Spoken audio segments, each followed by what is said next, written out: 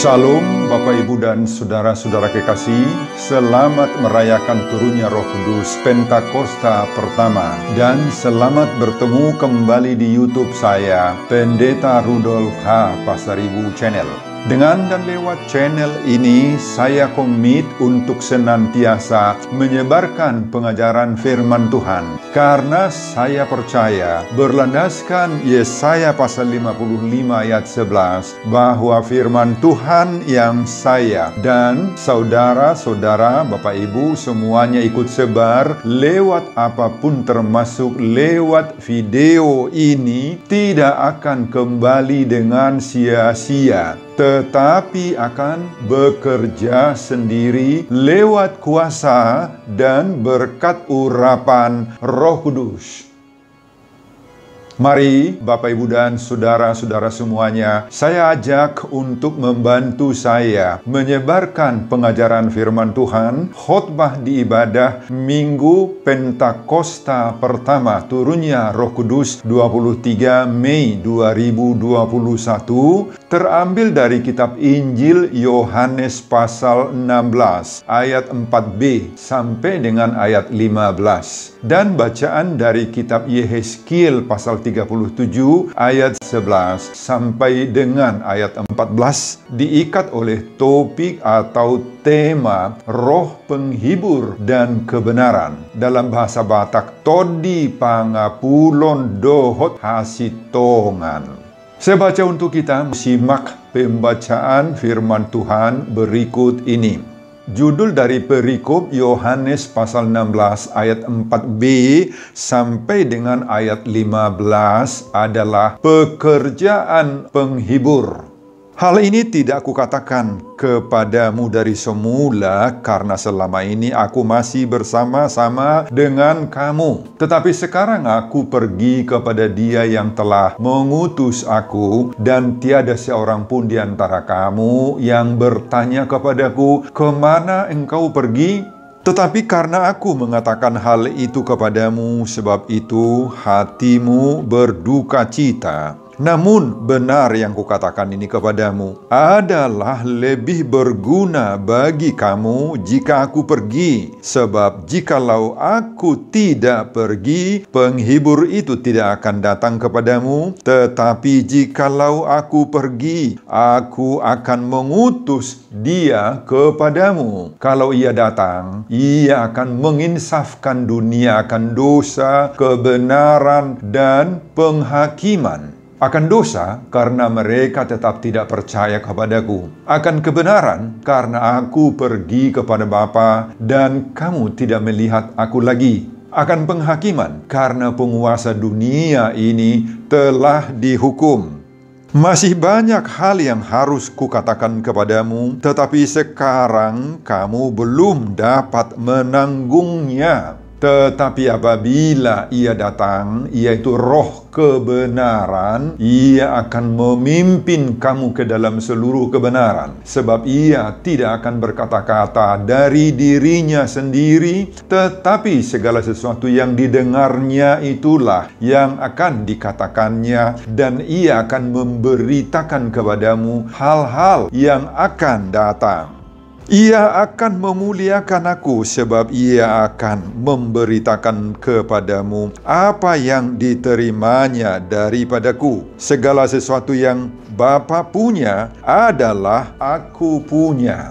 Sebab itu aku berkata, Ia akan memberitakan kepadamu apa yang diterimanya daripadaku. Saudara, demikian nats khotbah yang diperuntukkan di Minggu Pesta peringatan turunnya Roh Kudus Pentakosta pertama, tanggal 23 Mei 2021. Perayaan Pentakosta bagi agama Yahudi sendiri merupakan perayaan besar dan sangat bersejarah. Ada 3 hal yang sekaligus dirayakan pada hari Pentakosta ini, yakni pertama, merayakan pesta panen, atau dalam bahasa Batak pesta gotilon. Saat inilah orang Yahudi mengucap syukur kepada Tuhan Allah akan hasil-hasil panen yang diperoleh dari ladang, kebun, sawah, dan lain-lain. Kedua, merayakan pesta pemberian Taurat Tuhan atau pesta Patik. untuk mengingat dan mensyukuri saat Musa menerima hukum Taurat itu dari Allah di Gunung Sinai. Yang ketiga, merayakan Hari Kebangkitan Nasional.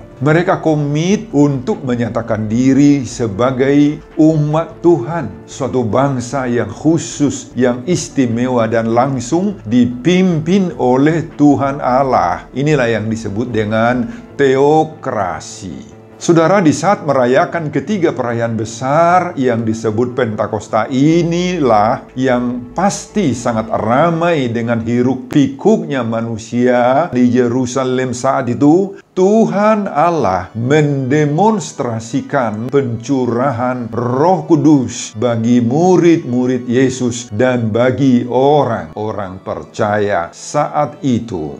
Saudara, perikop khotbah kita ini dari Injil Yohanes pasal 16 ayat 4b sampai dengan ayat 15 menggambarkan saat sebelum peristiwa besar pencurahan Roh Kudus tersebut. Pada pasal 14 sampai dengan pasal 16 kitab Yohanes ini keseluruhannya adalah berisi rekaman Yohanes tentang kata-kata dan amanah perpisahan yang diberikan oleh Yesus kepada murid-muridnya. Semua kita pasti mengerti pentingnya kata-kata perpisahan, yakni dari seseorang yang peranannya sangat penting selama ini. Ya, seperti misalnya orang tua, kakek, nenek, pembesar, orang yang dihormati dan disayangi, tatkala akan pergi meninggalkan kekasihnya selama-lamanya. Biasanya pada saat-saat seperti demikian, sedapat-dapatnya kata-kata terakhir dari mereka yang akan pergi itu selalu didokumentasikan lewat berbagai-bagai cara, bisa tulisan atau kaset, CD, alat-alat media sosial, dan sekarang seperti di Facebook, di YouTube, dan lain-lain. Karena di saat yang diinginkan, rekaman tersebut akan muncul sendiri atau sengaja dimunculkan di kala kita sangat-sangat merindukan yang kita kasihi yang sudah pergi itu.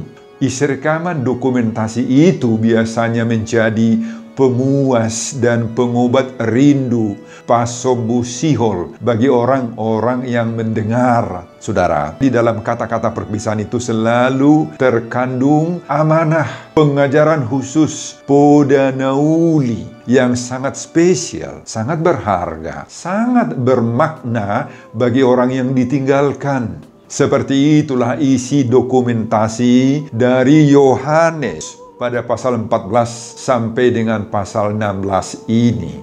Yohanes mencatat isi amanah dari Yesus yang berisi pengajaran poda dalam menjalankan misi selanjutnya oleh murid-murid itu kelak. Yesus mengetahui bahwa tugas, misi, dan tanggung jawab yang akan dipikul diemban oleh murid-murid serta orang-orang percaya kepadanya itu kelak akan sangat-sangat berat, penuh resiko. Misalnya dituliskan oleh Yohanes pasal 15 ayat 18 dan 20, sebelum khotbah ini murid-murid itu akan dibenci oleh dunia, akan dihambat, dikejar-kejar, bahkan akan dianiaya oleh dunia ini. Pada Yohanes 16 ayat 1 sampai 4 sebelum khotbah kita, murid-murid itu akan dikucilkan, Bapak Ibu. Bahkan akan setiap orang yang membunuh murid-murid itu, orang-orang percaya itu, akan disangka bahwa mereka itu berbuat bakti kepada Allahnya.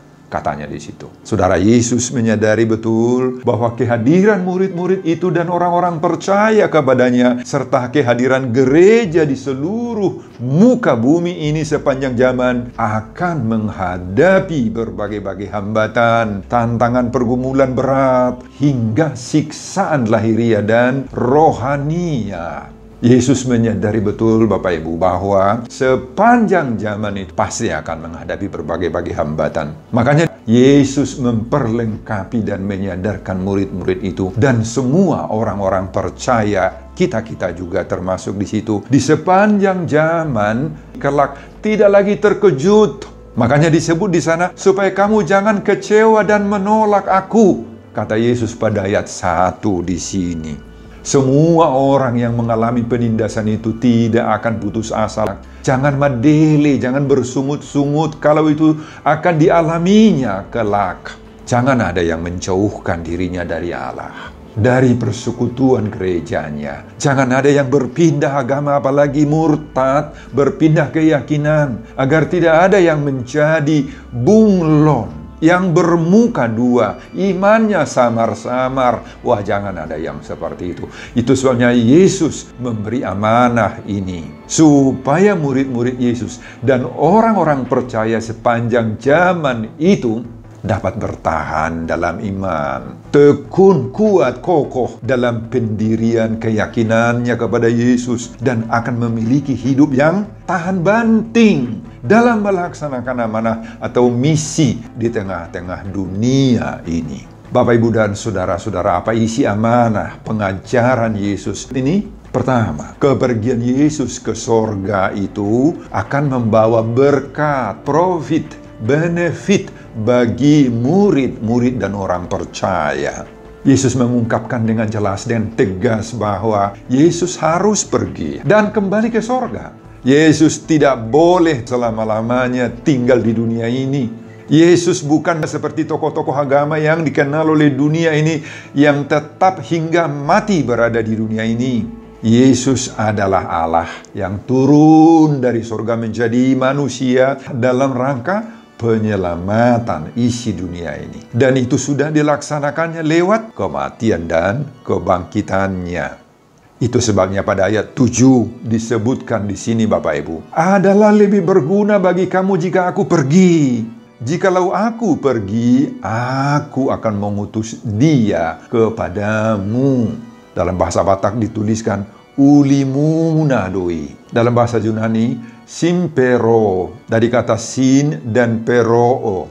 Artinya to be profitable, advantageous, for the benefit of another. Jadi Yesus kembali ke sorga itu, Bapak Ibu, adalah memberi profit, benefit, keuntungan, hatuaun. Apa hatuaun itu? Lihat nomor 2 berikut ini. Yang kedua, sebagai ganti pribadi Yesus di dunia, maka akan datang penghibur. Siapa itu penghibur yang dimaksudkan oleh Yesus? Penolong, Roh kebenaran, Roh Kudus.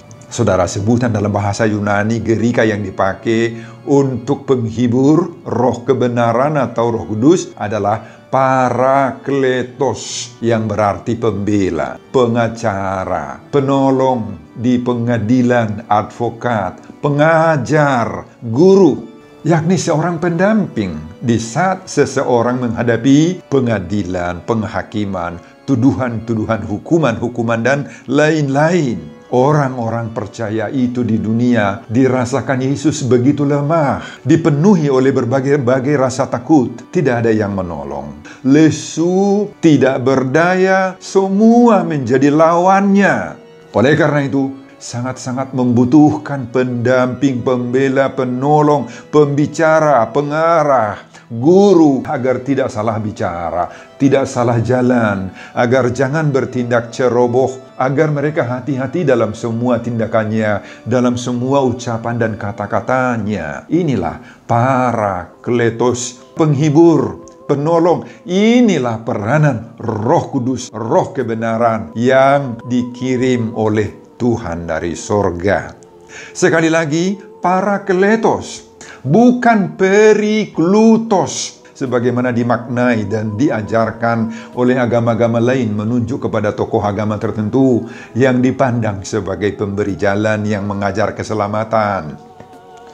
Sekali lagi, bukan Periklutos, tetapi Parakletos, yakni Roh Kudus. Saudara, Parakletos atau Roh Kudus inilah yang menjadi guru, pengajar bagi kita dalam segala hal. Peranan seorang guru, kehadiran seorang pembela, advokat, pemberi pengajaran, poda, pembimbing itu sangat-sangat penting dalam hidup kita, Bapak Ibu. Sangat-sangat penting. Orang akan menjadi bodoh kalau tidak ada pengajarnya, tidak ada gurunya, toh. Saudara, inilah peranan Roh Kudus toh di Purbadia yang harus kita ketahui. Dan kita harus imani pada minggu memperingati turunnya Roh Kudus Pentakosta yang pertama ini, yakni Roh Kudus itulah yang menjadi guru besar, guru bolon bagi para murid-muridnya, bagi orang-orang yang percaya kepadanya. Roh Kudus itulah yang menjadi pemberi pendidikan, pengajaran, pengarah dalam hidup murid-murid dan orang-orang percaya itu. Jadi Bapak Ibu, orang yang mendapat karunia Roh Kudus itu adalah orang yang beruntung. Nataruli natar pasu-pasu. Kenapa? Karena orang yang mendapatkan karunia Roh Kudus itu menjadi orang-orang yang pintar, parbinoto namalo, berhikmat, orang bijak akan bisuk akan marsahala. Tidak ada orang yang sudah mendapat Roh Kudus itu yang bodoh, yang idiot, yang bengong-bengong, naloahon. Na sotar pakai, apalagi nagabiaka, na hurang roha, na ritik. Gak ada Bapak Ibu, gak ada, jauh itu. Akan apis tardosudi dalam segala hal dan tetap mendapat bimbingan, arahan, controlling dari Roh Kudus. Amin Bapak Ibu. Saudara, pada perikop kita di Minggu Pentakosta pertama ini ada 3 pengajaran Roh Kudus yang sangat urgen bagi kita orang percaya. Pertama, Roh Kudus itulah yang menginsafkan dunia kita tentang dosa. Apa itu dosa? Saudara, bagi orang Yahudi, Farisi, dan ahli Taurat, imam-imam saat itu, dosa hanyalah perbuatan-perbuatan yang melanggar hukum Taurat, tatik, adat-adat Yahudi, hukum-hukum yang diberikan oleh Musa saja, itulah dosa. Tetapi kalau itu sudah merupakan perbuatan-perbuatan yang melawan, menolak, atau yang tidak mempercayai, bahkan membenci Yesus Kristus, wah, itu tidak dianggap dosa. Makanya pada ayat 8 dan ayat 9 di sini disebut, Ia akan menginsafkan dunia akan dosa karena mereka tetap tidak percaya kepadaku, kata Yesus. Saudara, kata Yunani yang dipakai menyebut dosa di sini hamartia, dari kata hamartano. Dalam buku Keyword Bible Study dijelaskan arti kata hamartia ini. The fundamental idea of this word is that of failing to meet an objective, maintain a standard, or fulfill an obligation. Biblically, sin is the divine in relation to God. Jadi secara umum dosa itu adalah gagal melakukan hal-hal yang patut dan yang harus dia lakukan. Tidak memenuhi hal-hal yang standar. Gagal memenuhi kewajibannya, terutama dalam hubungan dengan Tuhan. Saudara, bagi Yesus pengertian dosa ini sederhana. Ketidakpercayaan. Ini akarnya dosa itu. Inilah yang melahirkan dosa-dosa yang lain.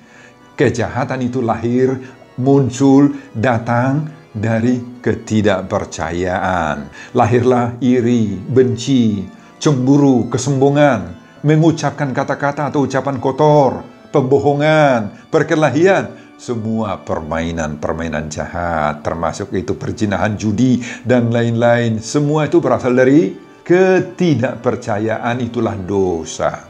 Kalau sudah mulai muncul ketidakpercayaan ini, Bapak Ibu, maka akibatnya iman kita goncang. Kita akan kurang berdoa. Kita anggap enteng terhadap ibadah. Dan berbagai-bagai bentuk dosa lain akan muncul berikutnya di dalam diri kita. Saudara, disinilah peranan Roh Kudus itu. Roh Kudus itulah yang menginsafkan kita, yang mengajar, menegur, mengarahkan kita agar kita lebih sensitif terhadap perangai kita. Agar kita lebih sadar insaf akan perilaku kita, ucapan dan tindakan-tindakan kita yang sudah mulai keliru, kita diinsafkan. Nah, inilah peranan Roh Kudus. Roh Kudus itu yang membuat kita merasakan bahwa perbuatan kita itu, omongan kita itu, tindakan kita itu sudah salah, sudah keliru, sudah nggak benar lagi, Bapak Ibu. Agar kita jangan lagi ngotot dalam kesalahan kita. Asaunak patok karhu kita, pajogal hu kita, HP ngafatal dosa tai. Roh Kudus itulah yang menyadarkan kita tentang itu, Bapak Ibu. Amin, Bapak Ibu. Selama ini kita nggak sadar bahwa perilaku kita itu sudah mulai melenceng sebenarnya. Tetapi karena kita terlalu keras, masih menganggap itu baik, bahkan merasa nikmat, enak yang berdosa itu. Setewi bulun, maaf, udah kayak kerbau yang merasa enak, berlumur lumpur, gak ada jijiknya. Nikmat rasanya bagi dia mergulu di guluan lumpur dosa-dosa yang kotor itu. Dengan kehadiran Roh Kudus dalam diri kita, maka kita akan lebih sensitif dengan dosa-dosa itu. Kita langsung menyadari bahwa kita sudah berdosa. Nah, inilah peranan dari Roh Kudus dalam diri kita, Bapak Ibu. Pengajaran yang kedua, Roh Kudus itu menginsafkan kita kebenaran, hapitoran. Saudara, apa kebenaran itu? Tentu saja kebenaran menurut ukuran dunia ini beragam-ragam bentuk dan wujudnya. Bagi orang Gerika misalnya, semua kebenaran harus diukur, ditentukan oleh otak, akal budi, pikiran, dan falsafah manusiawi. Kebenaran dan semua yang tidak masuk akal itu tidak akan diterima sebagai yang benar. Bagi orang Romawi, kebenaran ditentukan oleh penguasa.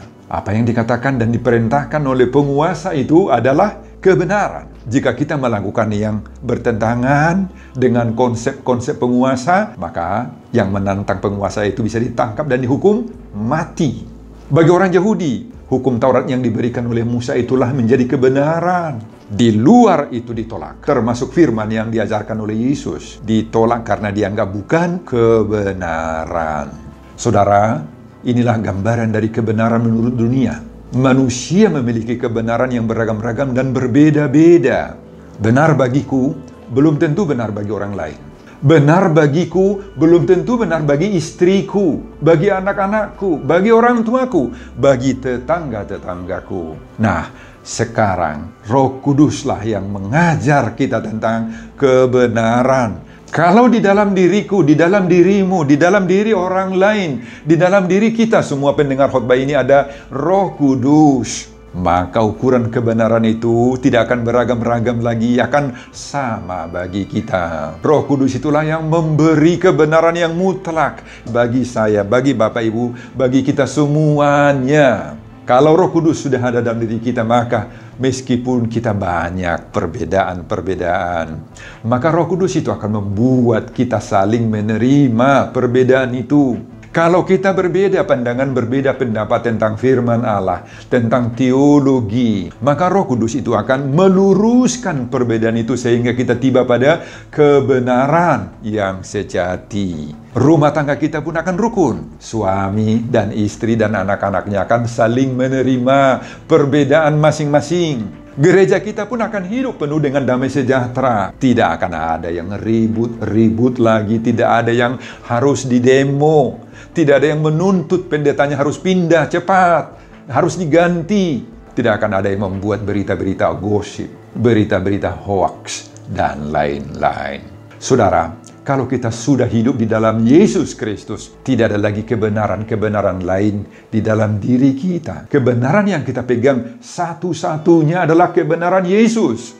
Bagaimana agar kita memiliki satu sumber kebenaran itu? Terimalah Roh Kudus. Ini mutlak, Bapak Ibu, sangat mutlak. Jadi kalau kita masih bertengkar-tengkar dalam keluarga, suami istri nggak rukun, orang tua dan anak-anaknya nggak bisa satu hati satu kata, maka terbuktilah bahwa kita belum terima Roh Kudus di keadaan seperti itu. Kalau sesama perhaladu masih sering bertengkar-tengkar hingga merbadai, belum ada damai sejahtera pada saat melakukan sermon, ini menjadi tanda bahwa sumber kebenaran kita belum sama. Maka terima Roh Kudus agar perbedaan itu saling melengkapi dan saling memperkaya kita semuanya. Amin, Bapak Ibu. Mau menerima kebenaran dari Tuhan, dari Roh Kudus? Pengajaran yang ketiga, Roh Kudus menginsafkan kita akan penghakiman uhum. Dalam bahasa Yunani dipakai istilah kata krisis dari kata krino. Artinya secara hurufiah adalah dipisah, memisah antara yang baik, yang benar dengan yang jahat dan yang salah.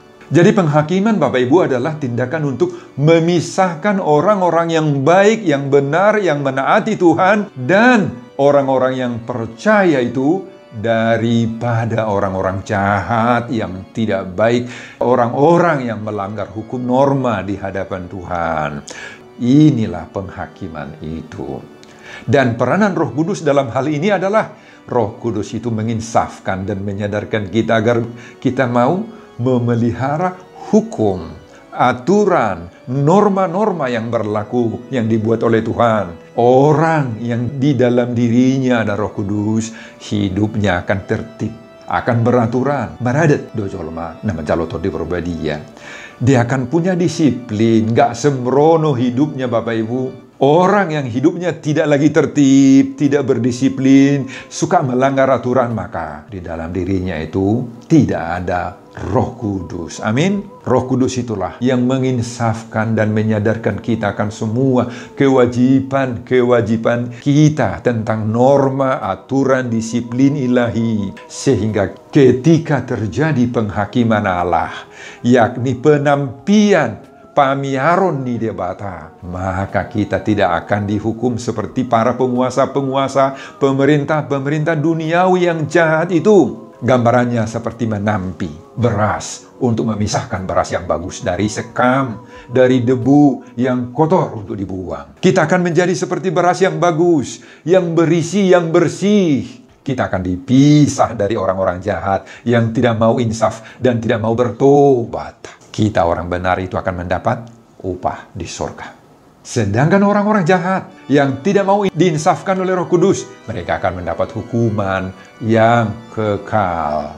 Saudara, di minggu peringatan turunnya Roh Kudus yang pertama ini, mari kita pegang teguh ketiga materi pengajaran roh penghiburan dan kebenaran todi pangapulon dohot hasitongan ini dalam hidup kita sebagai orang percaya, yaitu menginsafkan kita akan dosa, kebenaran, dan penghakiman. Sebelum saya mengakhiri khotbah ini, kembali saya mengajak Bapak, Ibu, dan saudara-saudara untuk membantu saya menyebarkan pengajaran firman Tuhan. Khotbah di ibadah Minggu Pentakosta pertama memperingati turunnya Roh Kudus 23 Mei 2021 dari Injil Yohanes pasal 16 ayat 4b sampai dengan ayat 15 ini, agar semakin banyak yang mau insaf akan pekerjaan roh penghibur dan kebenaran. Todi pangapulon dohot hasitongan